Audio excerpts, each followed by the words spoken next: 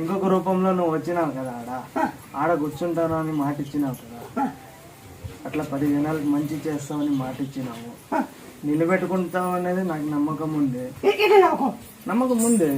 ఈ రోజు మనం 2 పూట్లు భోజనం చేస్తా ఉన్నామంటే, ఇన్ని అప్పులు చేసుకుని ఇక్కడ ఉన్నామంటే నీ దైవాల తప్ప ఇంకెవరు దైవాల జరిగినాయి, బాగా జరిగినాయి. 3 రోడ్లు జరిగినాయి, మంచి రోడ్లే జరిగినాయి. తార్ రోడ్లు ఎన్నో 70-80 సంవత్సరాల రోడ్ అవి కాలేదు అసలుకే.